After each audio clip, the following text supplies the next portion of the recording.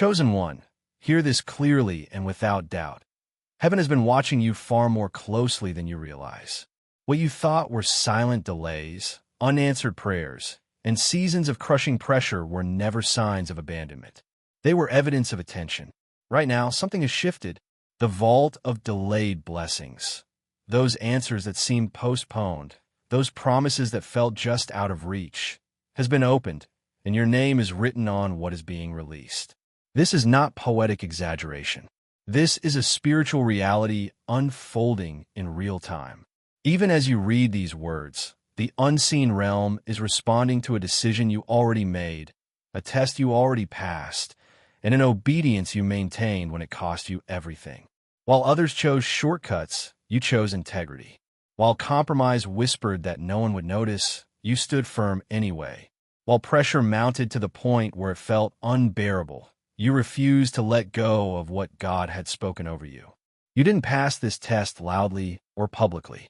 You passed it in hidden places when no one applauded, when no one defended you, when obedience felt like loss instead of reward. And that is precisely why heaven responded. God's reaction to what you did not just affect your future. It sent a shockwave through the unseen realm. Favor that was hidden has now become visible. What was delayed has moved into release. What was blocked is now breaking open. If you felt something stir in your chest as you started reading, something subtle, almost easy to dismiss, that wasn't emotion. That was confirmation. That was the echo of a verdict already spoken over your life. A decision has been made in heaven, and the consequences of that decision are now unfolding on earth. You crossed a threshold today, whether you realized it or not. And once that line was crossed, your positioning changed. Heaven began rearranging circumstances, connections, timing, and access in ways you cannot yet see, but will soon recognize. What you are about to hear will finally bring clarity to the warfare you endured, the doors that stayed closed no matter how hard you knocked, and the silent seasons that nearly broke you. None of it was random. None of it was wasted. Every delay, every test, every lonely stretch was part of a precise preparation. This moment is not an accident. You didn't stumble into this word. You were led here. And it's important that you stay attentive because what comes next is not just encouragement. It is alignment. This is bigger than comfort, bigger than relief, bigger than getting back what you lost. This is about destiny alignment. This is about divine assignment.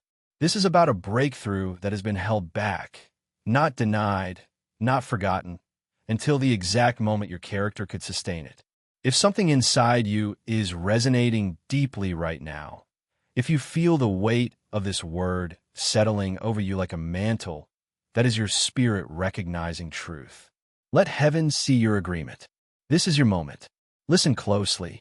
What you were fighting was never what it looked like on the surface, and understanding this is the first key to reclaiming your peace and your power.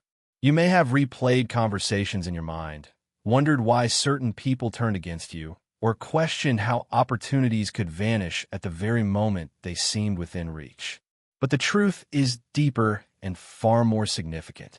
The real battle was never against flesh and blood. It wasn't the person who betrayed you, dismissed you, or misunderstood you. It wasn't the authority figure who overlooked you, the relationship that fell apart, or the door that closed without explanation. Scripture makes this unmistakably clear in Ephesians 6, verse 12. For we wrestle not against flesh and blood, but against principalities, against powers, against the rulers of the darkness of this world, against spiritual wickedness in high places. What you were facing was a coordinated, unseen resistance aimed not at your comfort, but at your calling. Once you see this, so much begins to make sense. Those delays that frustrated you were not random setbacks. They were calculated attempts to exhaust your faith. The closed doors were not rejection. They were interference. The confusion that clouded your mind at critical moments was not weakness. It was warfare. Every time you stood on the edge of momentum, something seemed to interrupt the flow. Every time clarity began to form, doubt tried to creep in. This wasn't coincidence. It was strategy. The enemy's goal was never merely to slow you down.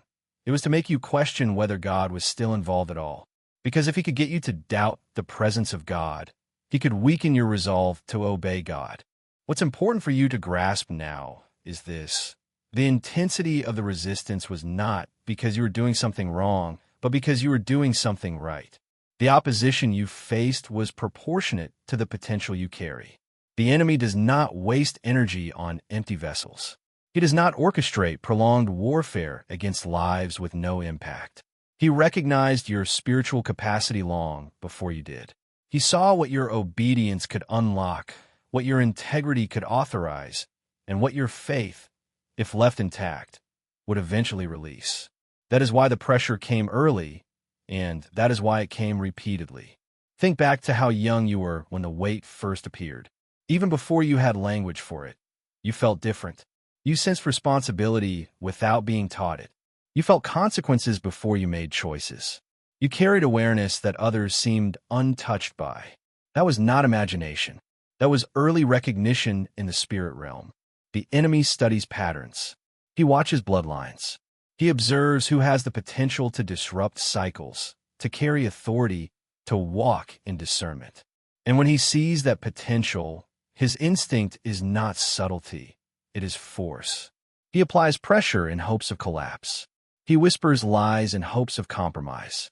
He creates fatigue in hopes that obedience will eventually feel too expensive to maintain. This is why the pressure you experienced often felt disproportionate to the situation. Minor decisions felt heavy. Simple choices carried unusual consequences. You weren't just navigating life, you were navigating spiritual testing. And here is where many people misunderstand God's role. They assume that pressure means punishment, that hardship signals divine displeasure. But the opposite is often true. Pressure is frequently proof of calling. It is the environment in which strength is revealed, not destroyed.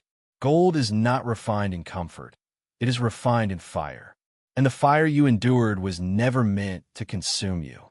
It was meant to expose what was already inside you. You were being tested, yes, but not in the way religion often frames it. God was not watching to see how perfectly you performed, how many spiritual boxes you could check, or how impressive your faith looked to others. Heaven was measuring something far more precise and far more costly: your integrity under pressure. Would you obey when obedience cost your reputation? Would you remain faithful when faith no longer felt rewarding? Would you choose truth when lies offered relief? These were not theoretical questions. They were lived moments, faced in real time, often in isolation. This is where 1 Peter 5 verse 8 becomes especially relevant. Be sober, be vigilant, because your adversary the devil, as a roaring lion, walketh about, seeking whom he may devour. Notice the language: seeking, circling, watching. The enemy was not omniscient, but he was observant. He waited for moments of exhaustion. He looked for cracks formed by disappointment. He watched for the point where your strength might falter just enough to justify compromise. But vigilance is not loud. Vigilance is quiet consistency. And even when you didn't feel strong, you stayed sober in spirit. You stayed alert enough to say no when it would have been easier to say yes. You stayed grounded enough to wait when rushing would have eased the tension. What makes this season especially significant is that the real test was not visible to others. People may have misunderstood your choices. They may have thought you were passive, weak, or overly cautious. They did not see the spiritual cost of obedience. They did not hear the internal battle when fear and faith collided. They did not feel the weight of choosing God when every emotion argued for relief. But heaven saw it all. And according to 1 Samuel 15, verse 22, to obey is better than sacrifice, and to hearken than the fat of rams. Your obedience mattered more than any outward display. Heaven was not impressed by what you could offer. Heaven was moved by what you were willing to surrender. There were moments when obedience felt unreasonable. Moments when forgiveness felt unjust. Moments when silence felt like self-betrayal. Moments when walking away felt like failure. And yet, in each of those moments, you chose alignment over appeasement. You chose obedience over explanation. You chose faith over control. That is the kind of obedience that cannot be manufactured. It is forged, and forging requires heat. Understand this clearly now. The enemy did not fight you because you were weak. He fought you because you were becoming dangerous. Dangerous to cycles. Dangerous to lies. Dangerous to spiritual stagnation.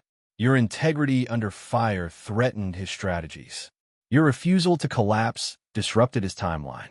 Every time you held the line, even when exhausted, something shifted in the unseen realm.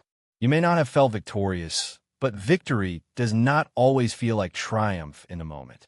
Sometimes it feels like survival. Sometimes it feels like simply not giving up. And that is why this truth must land deeply in you now. You passed the test anyway. Not because you were perfect, but because you were faithful. Not because you never struggled, but because you never surrendered your core. Not because you had all the answers, but because you stayed obedient even when the questions piled up. The enemy sought to devour, but you were not consumed. The pressure increased, but your integrity held.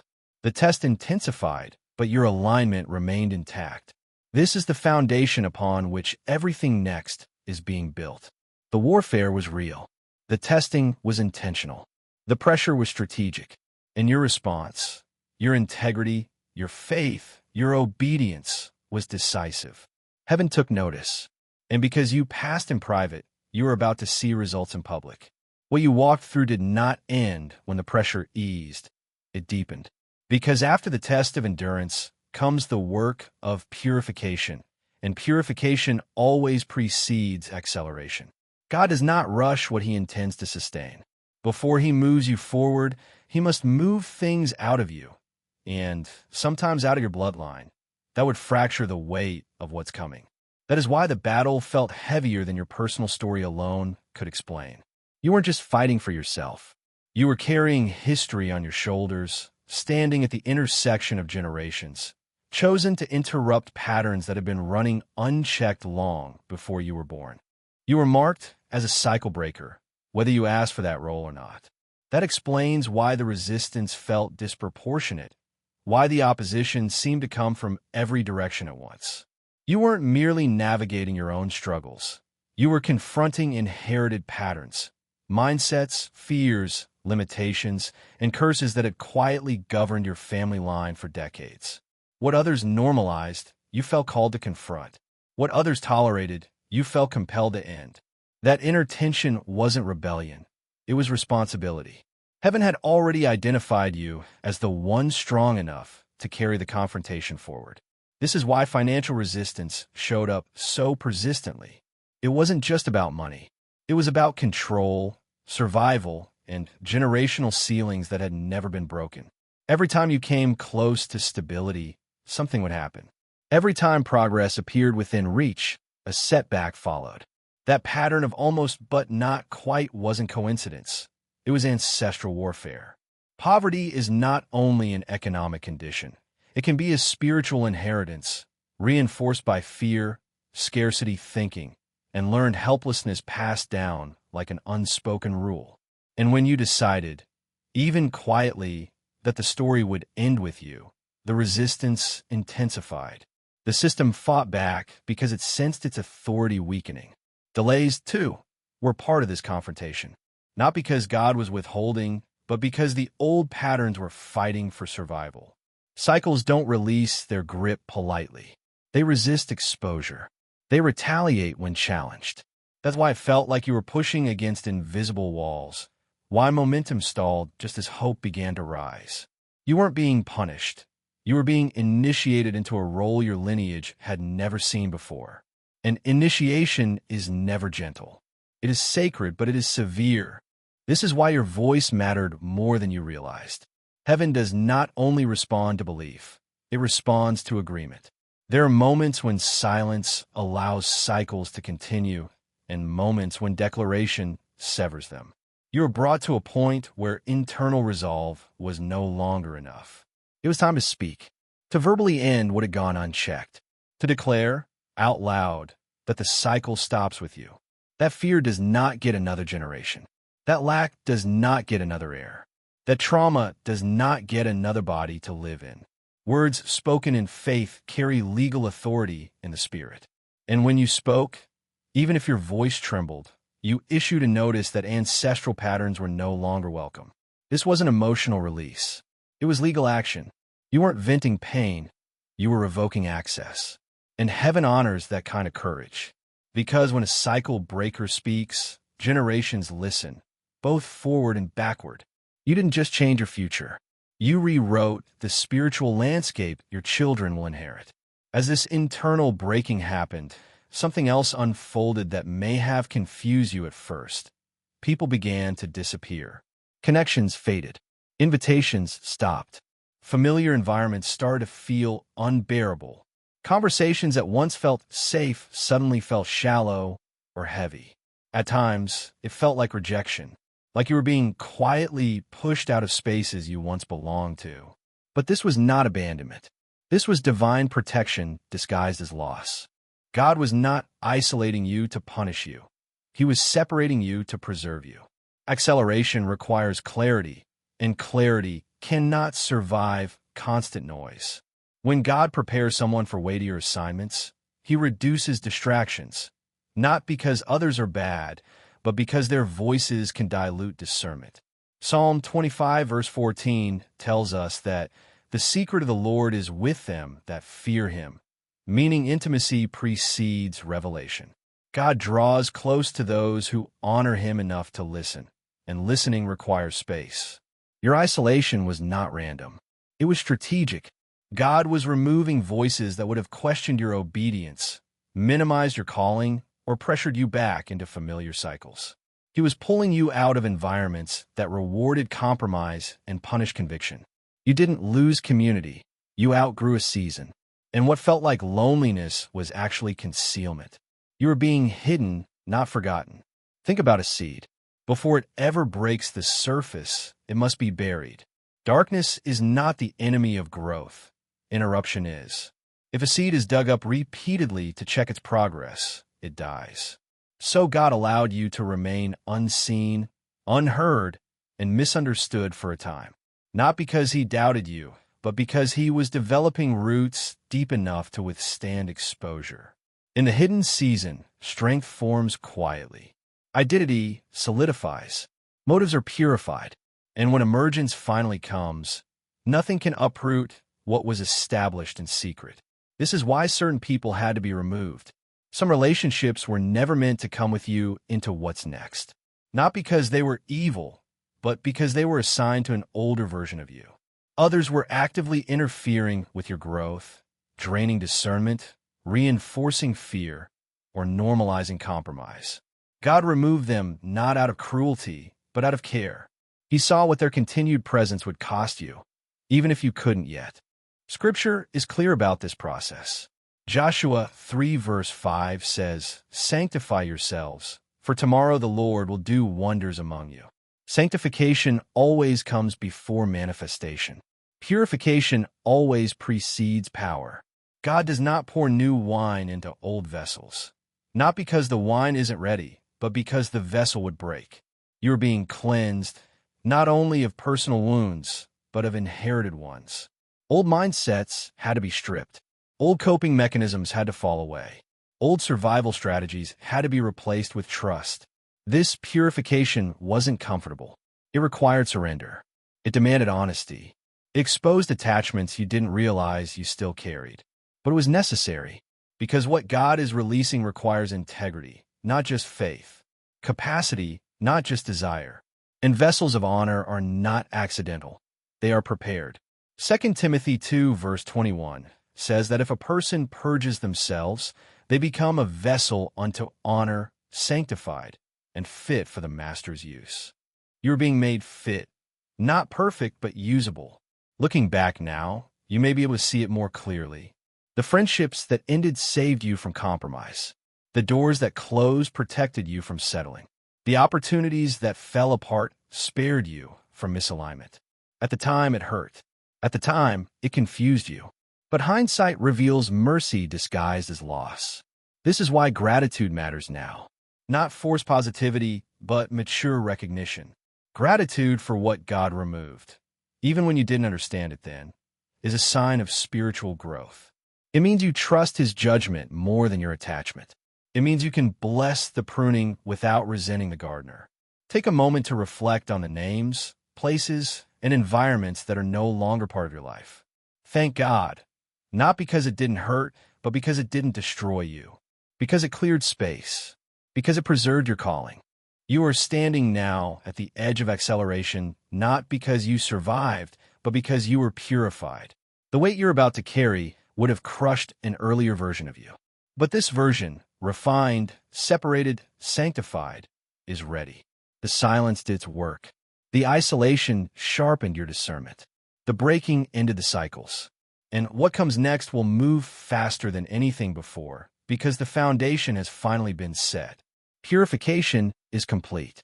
Acceleration is no longer dangerous. And heaven is preparing to move.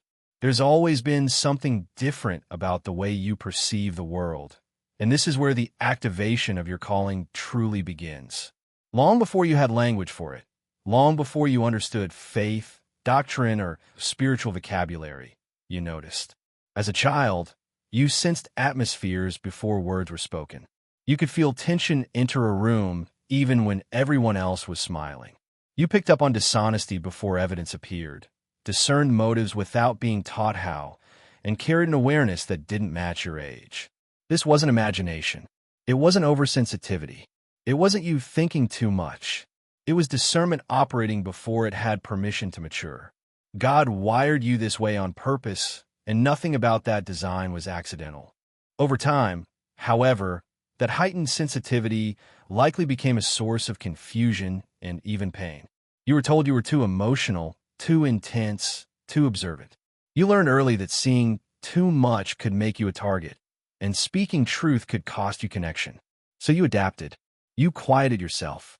You second-guessed what you knew.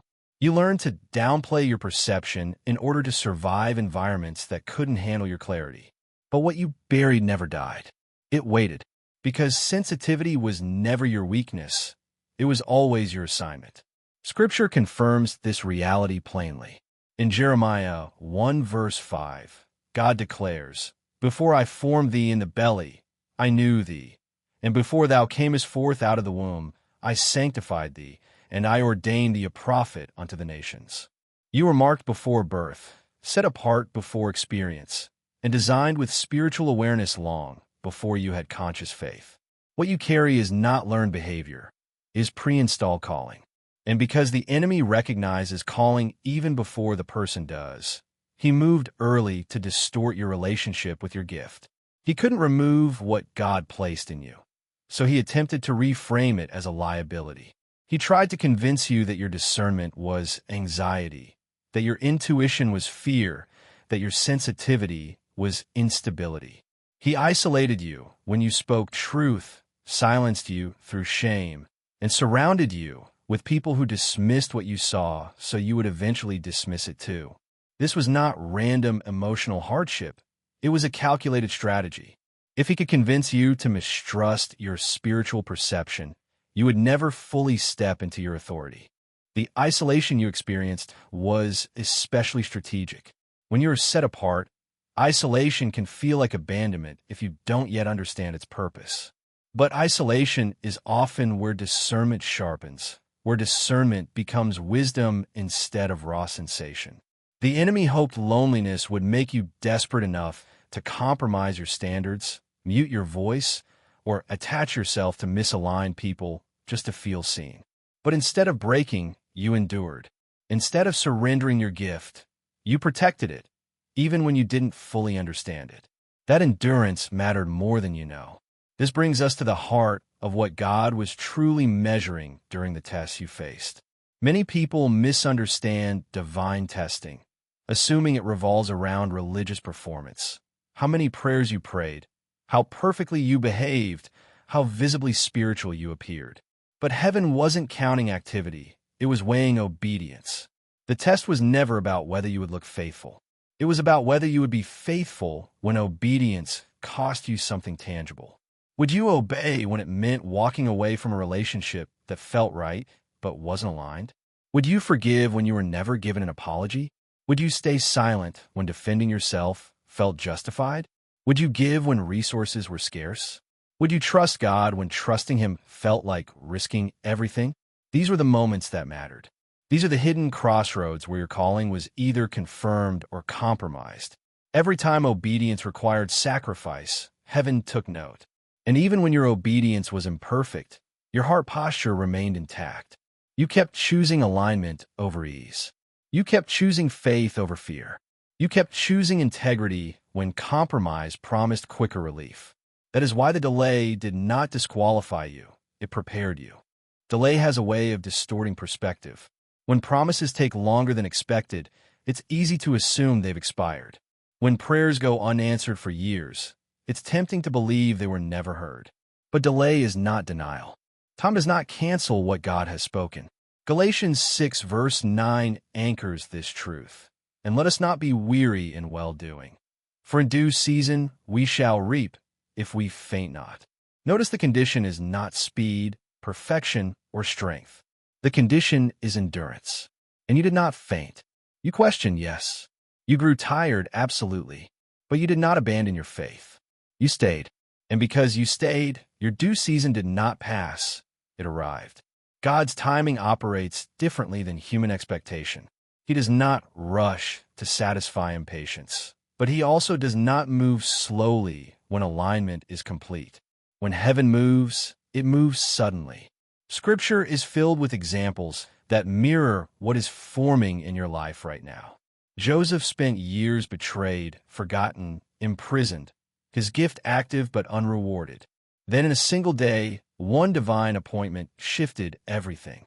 He went from prisoner to prime minister without a transitional phase. Ruth lived in obscurity, gleaning leftovers just to survive. Then one encounter, one moment of favor, redefined her entire future. Israel endured generations of bondage, crying out for deliverance that seemed delayed beyond reason. Then in one night, chains broke, doors opened, and a nation walked free. Delay prepared them, suddenly delivered them. This is the pattern you're stepping into. Isaiah 60 verse 22 declares, "A little one shall become 1,000, and a small one a strong nation. I, the Lord, will hasten it in His time." Hasten means accelerate. It means compressing years into moments, restoring time without repeating pain. What took long to build will move quickly to manifest. The waiting season expanded your capacity. The sudden season will fill it.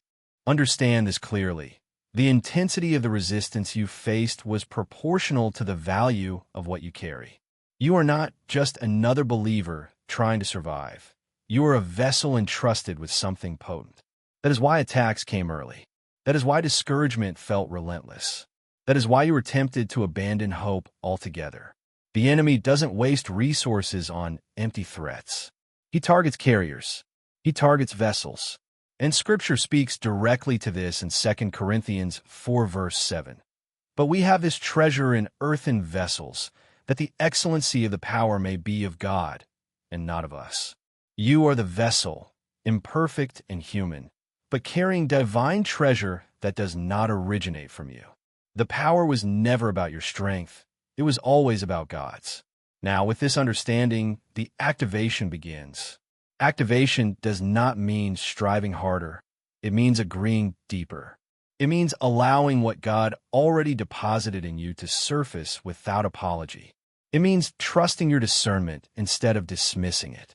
It means stepping forward even when certainty isn't complete. What was once dormant is awakening. What was once restrained is gaining clarity. What was delayed is now released. Say that aloud, not as wishful thinking, but as alignment. What was delayed is now released. The release may not arrive in the way you expect, but it will arrive with precision. Doors will open that could not open before because you are not ready to walk through them.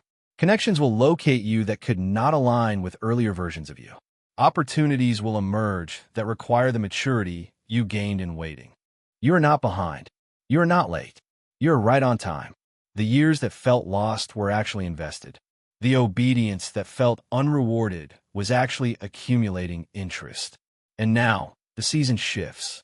Acceleration follows alignment. Favor follows faithfulness. Manifestation follows maturity. So stand steady. Do not rush the process now that movement has begun. Let God unfold it His way. Trust the discernment He placed within you. Honor the obedience that brought you here, and step forward with confidence, knowing that heaven has already rendered its verdict. Chosen one, what was delayed is no longer withheld, is released. And now, as everything you've read begins to settle, it's time to understand who you truly are in this moment. You are not standing here by chance, and you are not emerging from this season unchanged. Your identity is being reaffirmed, not as a survivor, not merely as a believer, but as a chosen one, a carrier of divine authority entrusted with something weighty and rare. What God placed inside you is never fragile, but it was valuable, and that is why it had to be protected, tested, and refined. You are carrying heaven's signature on your life, and that mark has always made you visible in the unseen realm. Even when you felt overlooked on earth, that visibility explains the relentless nature of the attacks you endured. The pressure was not random, and the resistance was not accidental. Opposition escalates where value is present. The intensity of the warfare you faced was directly proportional to the assignment you carry. The enemy does not waste resources on what poses no threat. He fought you because he recognized what would be released if you remained standing. Betrayal, delay, confusion, exhaustion. Each one was an attempt to make you doubt your worth, abandon your obedience, or forfeit your position. But you're still here. That alone is evidence that heaven's investment in you was never misplaced. So now, rather than ending this moment passively, you're being invited into activation. What has been revealed must be stewarded. Begin with daily declarations, spoken aloud before the noise of the world reaches you. Your voice carries authority when it agrees with heaven. Let focused prayer follow, not rushed, not vague, but intentional, covering your finances, your relationships, and your divine assignment. Anchor yourself in Scripture daily, not as routine, but as reinforcement, allowing truth to recalibrate your thinking. Embrace fasting and consecration as alignment, not punishment. Guard your atmosphere carefully, choosing worship over distraction, peace over chaos. And step into kingdom generosity, giving even when it stretches you, because generosity during transition activates multiplication. As you speak prophetic declarations over your life, over provision, clarity, authority, and protection, you're not hoping for outcomes. You are enforcing decisions already made in heaven. And now, let this word be sealed. Take a breath. Place your focus inward. As prayer rises, let peace descend. What was loosed in heaven is being established on earth. Confusion lifts. Resistance weakens. Alignment locks in. The atmosphere around you has changed, and so have you. If this word resonated, don't keep it to yourself. Respond. Share it with someone still standing in their final test. Stay connected, stay aligned, and keep walking forward in obedience. You passed the test. Now walk boldly in what heaven unlocked.